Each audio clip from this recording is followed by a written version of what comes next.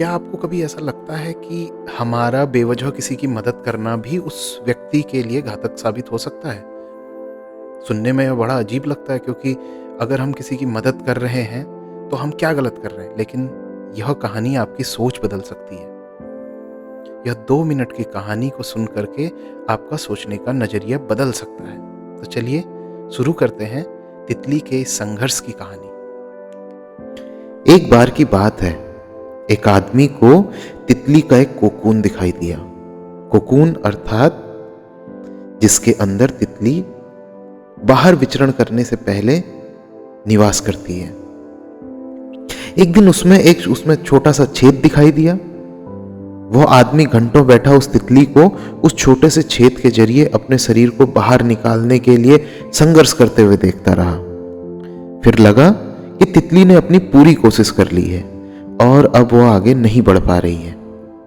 इसीलिए उस आदमी ने तितली की मदद करने का फैसला किया। उसने एक कैंची ली और कोकून के बाकी हिस्से को काट दिया। तितली आसानी से बाहर आ गई, लेकिन उसका शरीर सूजा हुआ था और पंख छोटे और सूखे हुए थे।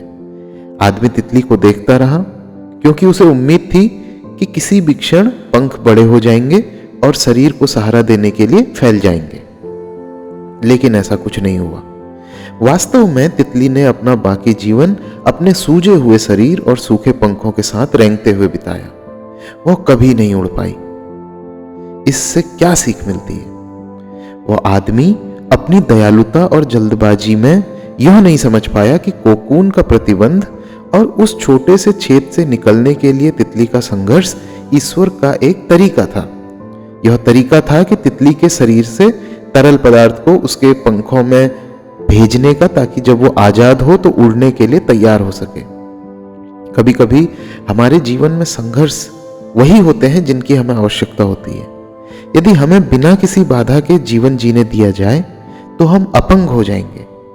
उस तितली की तरह ही हम उतने मजबूत नहीं बन पाएंगे जितने कि हम हो सकते हैं। हम कभी उड़ नहीं पाएंगे। तो इसलिए जीवन में संघर्ष का होना भी बहुत जरूरी है। दोस्तों, आशा करता हूँ आपको यह कहानी पसंद आई होगी।